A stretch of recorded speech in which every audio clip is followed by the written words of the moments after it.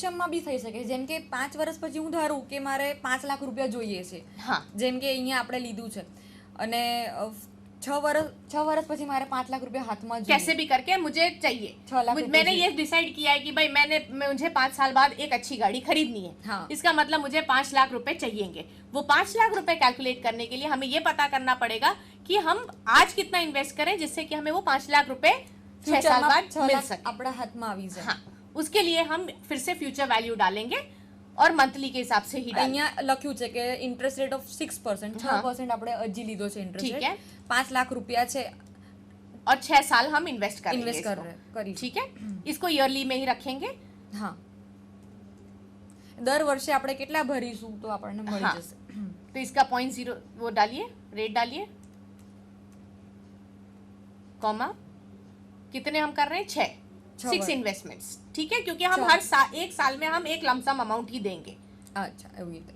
ठीक है, અને कॉमा 5 लाख रुपया જોઈએ છે। हाँ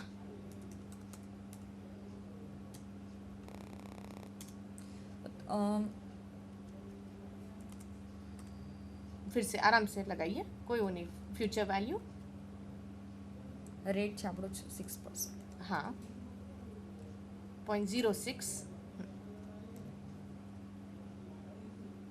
आराम से, हाँ comma number of payment 6 years, हाँ અને પીએમટી આમાં નહીં આવે ને, ફ્યુચરમાં फ्यूचर जो हमें नहीं पता है वो 0 हो जाएगा। और प्रेजेंट वैल्यू कितनी है, 5 लाख। ये हमको चाहिए फाइनली। ₹7 लाख। अब ये आज की कीमत हम अगर डाल रहे हैं कि 5 लाख रुपए, तो 6 साल बाद उसकी कीमत हो जाएगी 7 7 लाख લાખ रुपए। રૂપિયા થઈ જશે। આ ફ્યુચર વેલ્યુ મળી આપણને, Future 5 value। લાખની 7 લાખ 7 लाख हो जाएगी। अगर हम इसी को हम कम कर देते हैं, अगर हम आज इन्वेस्ट करते हैं, ये हम दिखा रहे हैं कि आज हम 5 लाख रुपए इन्वेस्ट कर रहे हैं। बिल्कुल। अगर हम सपोज आज हम कम करते हैं कि हमें दिखाना है कि भाई नहीं, आज हम 2 लाख रुपए ही इन्वेस्ट कर सकते हैं और 6 साल बाद हमें कितनी मिलेगी, तो वो एक और कैलकुलेशन हो सकता है, जो कि ये देखिए कैसे करेंगे। આની અંદર ફરીથી જેમ છે કે દર મહિને સપોઝ 1000 આપણે ભરીએ છીએ ઇન્ટરેસ્ટ ठीक है। રેટ ઓફ 4% કે 5% જેવી રીતે। ठीक है, वो एक बार एग्जाम्पल करके दिखा देते हैं कि अगर हम हर महीने 1000 रुपए इन्वेस्ट करते हैं 10 साल के लिए, इसका मतलब मंथली इन्वेस्टमेंट कितना हुआ, 1000 रुपए हुआ। 1000 રૂપિયા, અને 10 સાल સુધી 10 साल के लिए करेंगे हम। ઓકે, પીરિયડ આપણો છે 10 years यानी कि 120 months, 10 into 12। 12। तो इतने, क्योंकि हम मंथली कर रहे हैं इन्वेस्टमेंट, तो 10 into 12 का हुआ। और इंटरेस्ट रेट हमने रखा 4% का।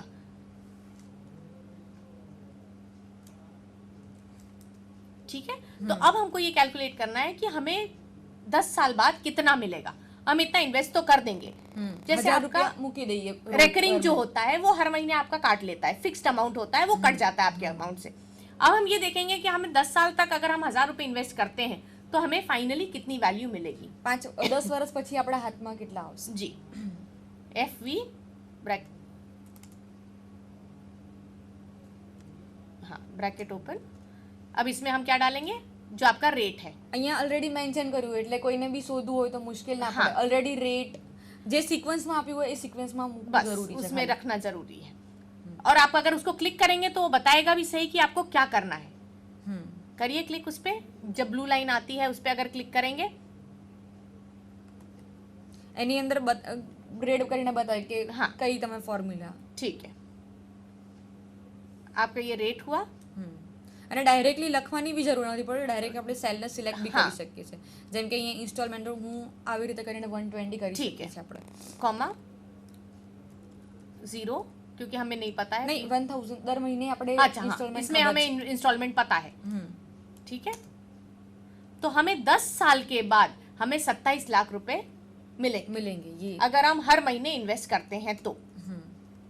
ठीक है, तो ये आपका बेसिकली कंपाउंडिंग इंटरेस्ट हुआ कि अगर आप हर महीने 1000 रुपए डालते हैं 4% के इंटरेस्ट पे, तो आप अगर कैलकुलेट करेंगे तो हर 4% वो एड ऑन होता जाता है हर Compound महीने। होते जाते हैं, हाँ। क्योंकि जो आपका इंटरेस्ट है, जो आपको इंटरेस्ट पहले महीने के लिए मिला है, उसके ऊपर फिर से आपको उस पे इंटरेस्ट मिलेगा, એટલે इंटरेस्ट के ऊपर भी इंटरेस्ट 100 मिलेगा। રૂપીસ હોય અને એનો ઇન્ટરેસ્ટ 10% હોય 110 તો 110 ઉપર 110 के ऊपर अगले महीने काउंट होगा, 100 ઉપર નહીં ગણાય 100 ऊपर नहीं, तो वो 11 रुपए हो जाएगा। એટલે વધારે થાય। तो वो हर बार वो एक एक रुपया जो कैलकुलेट होता है, क्योंकि आपका हर महीने एक एक रुपया कैलकुलेट हो रहा है, तो आप ये समझिए कि एक, और यहाँ पे तो आपने 4% लिया है, हाँ। और 10 साल तक वो एड ऑन होता जाएगा, इस वजह से आपका अमाउंट जो है वो 27 लाख इतना बड़ा अमाउंट જેથી આપણે બેંકમાં સપોઝ કોઈ ડિપોઝિટ કરતું હોય તો એ જાણવું જરૂરી છે કે સિમ્પલ થી કરે છે કે કમ્પાઉન્ડિંગ कंपाउंडिंग कर रहे हैं। और जो नॉर्मली फिक्स्ड डिपॉजिट होते हैं या रेकरिंग होते हैं वो सब कंपाउंडिंग इंटरेस्ट पे ही होते हैं। તો જે ગ્રાહકો હોય એને વધારે ફાયદો રહે। बिल्कुल, और जो स्पेशली जिनका रिटायरमेंट टाइम आ रहा है, जिनको पता है जिनकी पेंशन नहीं होनी है, उनके लिए बहुत अच्छा है कि वो आगे से अपना फ्यूचर प्लान कर सकते हैं। કારણ કે જો 100 હોય તો એની ઉપર 4% હોય તો બહુ ઓછું ગણાય, પણ 100 ને ઉપર સપોઝ અહીંયા છે 14 તો 104 ઉપર પાછું 4% बिल्कुल। ગણાશે। એટલે ચલો હવે બધાની રીકેપ કરી લઈએ। हाँ, सबसे पहले क्या आपने सीखा? गोल सीक। गोल सीक में क्या किया आपने? अपना फाइनल अमाउंट रखा, उसके बाद आपने उस पे कैलकुलेशन शुरू किया। જેમ કે આપણું અહીંયા અમાઉન્ટ બોરોડ છે, ઇન્ટરેસ્ટ રેટ છે અને ઇન્સ્ટોલમેન્ટ છે 5 હા। વર્ષના 60 ટોટલ ઇન્સ્ટોલમેન્ટ। તો ગોલ સિક આપણે 2000 ડિસાઇડ કર્યું અને વોટ ઇફ એનાલિસિસ અથવા તો પછી જો 2003 હોય તો ટૂલ્સમાં જઈને टूल्स में जाके आपको गोल सीक और सिनेरियो एक ही टूल्स के अंडर ही दिख जाएगा। આવી રીતે બ્રેકેટ આવે એની અંદર જે જેમાં ચેન્જ કરવું એ સેલ પહેલા સિલેક્ટ કરવો પડશે આપણે। हाँ, અને પછી C23 અહીંયા આપણે સેલ મેન્શન કરવાનો અને એના પછી આપણે વેલ્યુ મેન્શન કરીશું। ठीक है, જેમ કે અહીંયા वो देख लिया था हमने अब। हाँ। हाँ, कि हमने कैसे किया। ठीक है, અને પછી કાં તો તમે આમાં જે ચેન્જ સેલ કરવાનું હોય એની રીતે કરી શકીશું। अगर सपोज हमारा बजट, हमारे कोई मैथ्स वो कैलकुलेशन होता है, मार्क्स के कैलकुलेशंस होते हैं कई बार, हाँ। कि हम एक में पास हो रहे हैं, हमें ओवरऑल पास होना है। ટોટલ માર્ક્સ આપ્યા હોય તો टोटल मार्क्स हमको पता है कि भाई हमें इतने चाहिए, सपोज 40% चाहिए हमको पास होने के लिए, हमारे एक पेपर अच्छा हुआ लेकिन एक पेपर खराब गया, तो वो जो खराब गया उसमें हमें कितना कम से कम लाना पड़ेगा जिससे कि हम ओवरऑल पास हो सके। ઓવરઓલ સારા percentage उसके लिए इसमें हम वो भी कैलकुलेट कर सकते हैं। ગોલ સિક ડિસાઇડ કરી गोल શકીએ। सिक्स डिसाइड कर सकता है कि भाई हमको मिनिमम कितनी पढ़ाई करनी पड़ेगी जिससे कि हमारे उतने मार्क्स आ सके। હા એટલે સેલ ડિસાઇડ કરીને ટાર્ગેટ કરી અને टारगेट फिक्स कर दिया है। अब आपके जो वेरिएबल्स हैं, आप अलग अलग पेपर जो दे रहे हैं उसके अलग अलग मार्क्स आएंगे, उसके बेसिस पे आपका कैलकुलेशन होगा। અને ये દરેક आपका- સબ્જેક્ટ વાઇઝ સિલેક્ટ કરી ये आपका गोल सीक हुआ। अब हम जाएंगे Scenario। सिनेरियो पे। सिनेरियो हमने क्या किया कि हमने वेरिएबल्स को चेंज किया जिससे कि हमारी टोटल पे डिफरेंस हमको दिख जाए। ये स्पेशली कंपनीज के लिए, प्रॉफिट वाली कंपनीज के लिए, या उनके एक्सपेंसेस को डील करने के लिए, कि हमें लगता है कि भाई हमारा पिछले साल बहुत ज्यादा खर्चा हो गया, तो हम उसको कैसे कंट्रोल करें। वो कंट्रोल करने के लिए हमें पहले पता होना चाहिए कि कहाँ कहाँ हमने खर्चे किए। अब हमें पता है कि भाई हम मैक्सिमम इतना खर्चा कर सकते हैं इस साल, तो हमने उसको फिक्स किया। उसके हिसाब से हम अलग अलग जो छोटे छोटे कॉम्पोनेंट्स એ हैं જોઈશું નહીં બસ डायरेक्ट सिलेक्ट કરી डायरेक्ट सिलेक्ट करके एक एक पे हम चेंजेस करके, और फिर हम देख सकते हैं कि हमारे जो एक्चुअली बच रहा है वो सही बच रहा है कि नहीं। જેમ કે સપોઝ આપણે રેપિડ કરી દઈએ ફટાફટ હા। તો જો અહીંયા આપણે અહીંયા ટાર્ગેટ વોટ ઇફ એનાલિસિસમાં જઈ અને સિનેરિયો મેનેજર કરી અને હા। અલગ અલગ સિનેરિયો ક્રિએટ કરવાના આપણે। हाँ ઓરિજિનલ તો અહીંયા રહેશે, हाँ, પછી ऐड कर दो एक। એડ કરી અને સિનેરિયો નેમ આપી દેવાના જે હા। બી તમારે નામ આપવું હોય એક્સપેન્સનું। અહીંયા આપણે બજેટ આપ્યું હતું એવી રીતે। हाँ, અને પહેલા આપણે જોઈ લઈએ કે પહેલા આપણી એક્સપેન્સ 2000 कौन कौन सी चेंजेस हो सकते हैं, क्योंकि आप जब आप बात करते हैं किसी कंपनी की तो कुछ चीजें चेंज नहीं हो सकती, जैसे आपका बिजली का बिल, जैसे आपका किराया, जैसे आपका પછી जो હોસ્ટેલ ફીસ છે हॉस्टल અહીંયા फीस, જેમ इस केस में हॉस्टल फीस नहीं चेंज हो सकती। या आप घर का अगर कैलकुलेशन कर रहे हैं, घर के बजट का कर रहे हैं, तो आपकी कुछ चीजें नहीं चेंज होंगी, जैसे कि बच्चों की फीस, जैसे कि आपका घर का किराया, वो सब चेंज नहीं होगा, वो आपका फिक्स्ड ही रहेगा। હા એટલે સિનેરિયો કરી અને ચેન્જિંગ જેમાં ચેન્જ થતા હોય એ સેલ્સ આપણે સિલેક્ટ કરી દીધા, એમ કે અહીંયા પેટ્રોલ અને એ ये चीजें ऐसी हैं जहां आप कम कर सकते हैं या बढ़ा सकते हैं, वो आपने चेंज करने के लिए रख दिया। ओके कर दीजिए। અને અહીંયા આપણે વેલ્યુમાં અલગ અલગ ચેન્જ કરી શકીએ। ठीक है, हम इसमें अब वैल्यूज जब हम चेंज करेंगे तो हमें एक सिनेरियो क्रिएट, एक फटाफट एक सिनेरियो हम क्रिएट कर देते हैं। 50 की जगह 25 कर दीजिए, और 100 की जगह आप उसको 50 कर दीजिए। ओके कर दीजिए, समरी पे चले जाइए। अब हमको दिखेगा कि हमें बजट ऑफ स्टूडेंट ओरिजिनल दिख रहा है और बजट 2 दिख रहा है। आप ये देख सकते हैं कि हमारी जो रिजल्ट सेल है वो चेंज हुआ है। જેમ કે આપણું ઓરિજિનલ 250 અને 100 આપણા ખર્ચા હતા, हाँ। હવે આપણા 150, 25 અને 50 થઈ ગયા છે. तो इसके लिए हमारा क्या हुआ, बजट हमारा जो एक्सपेंसेस है वो कम हो गए। हमने जैसे ही वो कम किया तो हमारा जो बच रहा था पैसा महीने के बाद में वो हमारा बढ़ गया। अब यहाँ आप देख सकते हैं कि 21-50 ની જગ્યાએ 22-75 આપણે વધારે સેવિંગ કરી શકીશું. अब इसमें एक और चीज जो आपको दिख रही है वो B2, C9, C10, C11 आपके नाम की जगह ये सब आ रहे हैं। अगर हमें यहाँ पे नाम चाहिए, अगर हम बड़ी शीट बना रहे हैं और हमें ये वैल्यूज नहीं पता चल रही તો है લખી નાખવાના तो उसकी जगह हम लिख के देख लेते हैं। જેમ કે B2 पे B2 અહીંયા આપણે સિનેરિયોમાં ગયા તો B2 क्या है हमारा, ટોટલ આપણી બજેટ ઓફ સ્ટુડન્ટ્સ છે, हाँ। મોબાઈલ એક્સપેન્સ અને પેટ્રોલ અને એન્ટરટેનમેન્ટ, बस એવી રીતે तो वहां આપણે पे ऐसे चेंज करके आप लग सकते हैं।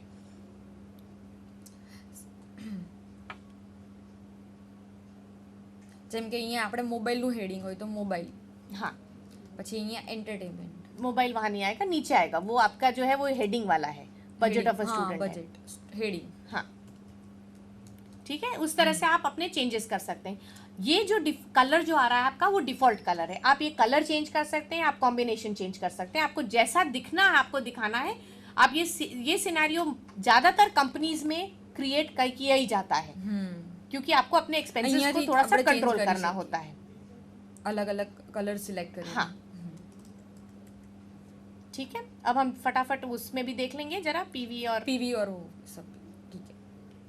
पीवी क्या होता है देवश्री, जरा बताएंगे आप। આપણી જે પ્રેઝન્ટ વેલ્યુ જે આપણને હાલમાં આપણે કેટલું છે, સપોઝ 5 વર્ષ પછી 5 લાખ આપણને મળવાના છે, પણ એકચ્યુઅલમાં અત્યારે એની કિંમત શું છે हाँ। એ જાણવા માટે પીવી રેશિયો આપણે કરી શકીએ ओके, છીએ. एंड एफवी क्या होता है। ફ્યુચર વેલ્યુ જેમ કે આપણે 5 વર્ષ પછી મારે 5 લાખ રૂપિયા જોતા હોય, हाँ, કંઈક एक वो expense शीट जरा કરવા खोल देंगे पीवी और एफवी वाली।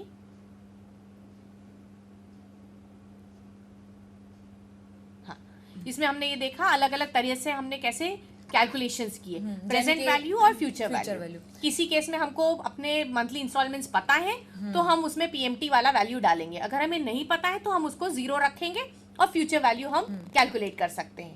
सिमिलरली जब फ्यूचर वैल्यू हमें कैलकुलेट करनी तो हमें प्रेजेंट वैल्यू पता होनी चाहिए। इसका मतलब हमें दोनों में से कोई एक चीज पता होनी चाहिए જેના या तो બેઝ हमें- ઉપર આપણે जिसके बेसिस બીજી- पे हम दूसरी कैलकुलेट कर सकते हैं कि हमको रेट पता होना चाहिए और हमें कितनी इंस्टॉलमेंट्स देनी है। ये 2 मेन चीज हैं जो हमको पता होनी चाहिए। उसके अलावा अगर हम मंथली पेमेंट कर रहे हैं या नहीं कर रहे हैं वो हम या तो 0 रख सकते हैं या फिर हम कैलकुलेट करके डाल सकते જેમ કે અહીંયા ફરીથી આપણે બતાવી દઈએ કે પહેલા રેટ મેન્શન કરવાનો રહેશે, हाँ। જેટલો રેટ છે. જો हाँ। એન્યુઅલ મંથલી એન્યુઅલ રેટ આપ્યો અને મંથલીમાં કન્વર્ટ કરો तो તો डिवाइड ડિવાઇડ बाय બાય 12 12 कर કરી देंगे। દઈશું. એટલે ભાગ્યા 12 કરીને આપણને પર ठीक है। મંથ મળી જાય. ठीक है। અને પછી નંબર ઓફ ઇન્સ્ટોલમેન્ટ શું बहुत टाइम। Thank you. અ,